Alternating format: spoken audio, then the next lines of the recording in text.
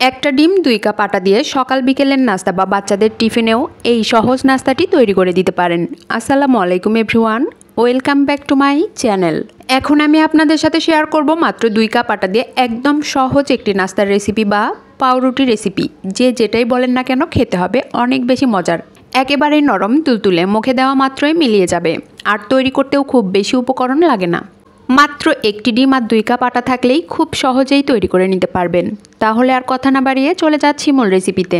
সকাল বিকেলের নাস্তা তৈরির জন্য প্রথমেই মিক্সিং বলে নিচ্ছি 2 কাপ পরিমাণ আটা। আপনারা চাইলে আটার পরিবর্তে ময়দাও ব্যবহার করতে পারেন।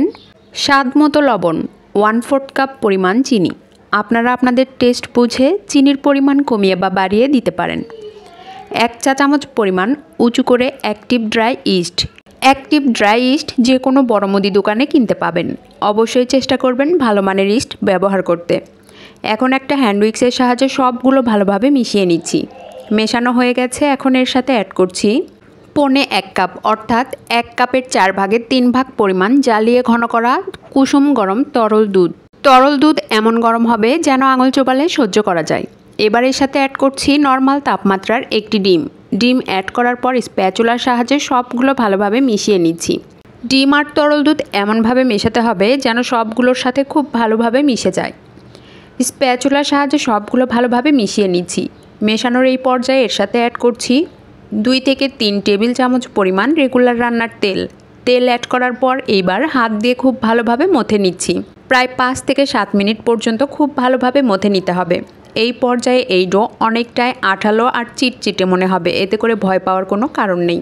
5 থেকে 7 মিনিট খুব ভালোভাবে মথে নিয়েছি। এখন এর উপরে সামান্য তেল লাগিয়ে একটা ঢাকনা দিয়ে ঢেকে রেস্টে রেখে দিচ্ছি প্রায় 1 থেকে 1.5 ঘন্টার জন্য। 1 থেকে 1.5 ঘন্টা পর ঢাকনা সরিয়ে দেখুন ডো অনেকটাই ফুলে গেছে। সবগুলো আবারও ভালোভাবে মথে নিচ্ছি। এই ডো 1 থেকে 1.5 ঘন্টার বেশি সময় রাখার প্রয়োজন নেই। 1 থেকে 1.5 ঘন্টা পর্যন্তই রাখার চেষ্টা করবেন। 2 ঘন্টার বেশি সময় রাখলে পাউরুটি বা অন্য যে কোনো খাবারই তৈরি করেন না কেন সেটা থেকে ইস্টের বাজে গন্ধ আসবে। সবগুলো আবারও খুব ভালোভাবে মথে নিচ্ছি প্রায় 5 থেকে 7 মিনিটের মতো। এই পর্যায়ে খুব ভালোভাবে মথে নিতে হবে। মথে নেওয়া হয়ে গেছে, এখন একটা ছুরির সাহায্যে 3টি ভাগে ভাগ করে নিচ্ছি। আমি 3টা রুটি তৈরি করব বা নাস্তা তৈরি করব। আপনারা আপনাদের পছন্দ অনুযায়ী ছোট বা বড় বড় করে তৈরি করতে পারেন। এখান থেকে একটা লিচি হাতে নিয়ে হাতের মধ্যে মুড়িয়ে মুড়িয়ে এইভাবে গোল বলের মতো তৈরি করে নিচ্ছি। এতে করে রুটি তৈরি করতে সুবিধা হবে। সবগুলো লিচি আমি একইভাবে গোল বলের মতো তৈরি করে নিয়েছি। এবার একটা লিচি নিয়ে নিচ্ছি, এর উপরে সামান্য আটা ছড়িয়ে রুটি তৈরি করে নিচ্ছি।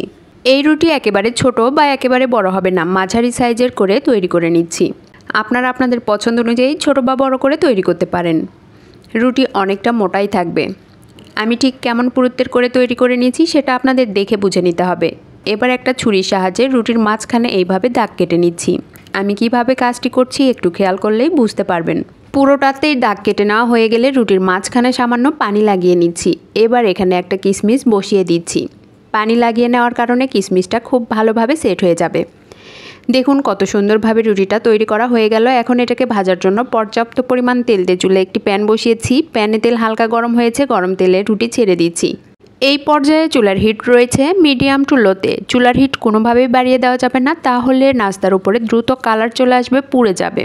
একটা চামচের সাহায্যে নাস্তার উপরে গরম তেল ছড়িয়ে দিতে হবে, এতে করে নাস্তা দ্রুত ফুলে যাবে। নাস্তার এক পাশ হয়ে আসলে উল্টে আরেক পাশ ভাজতে হবে।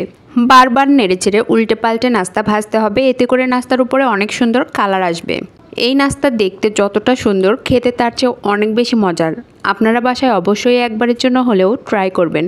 আমার রেসিপির কোথাও যদি আপনাদের একটুও ভালো লেগে থাকে অবশ্যই লাইক, শেয়ার, কমেন্টস করবেন।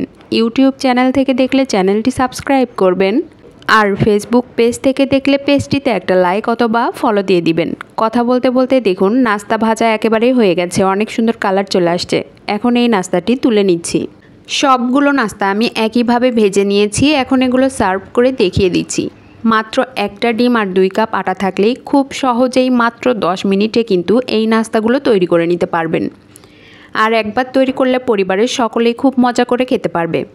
আর নাস্তাগুলো কতটা নরম তুলতুলে সেটা দেখে নিশ্চয়ই বুঝতে পাচ্ছেন। নাস্তাগুলো আমি ছিঁড়েও দেখিয়ে দিচ্ছি কতটা মজার হয়েছে। আশা করি আমার রেসিপি আপনাদের সকলেরই অনেক ভালো লেগেছে। এতক্ষণ আমার সাথে থাকার জন্য সবাইকে অনেক অনেক ধন্যবাদ। আসসালামু আলাইকুম, আল্লাহ হাফেজ।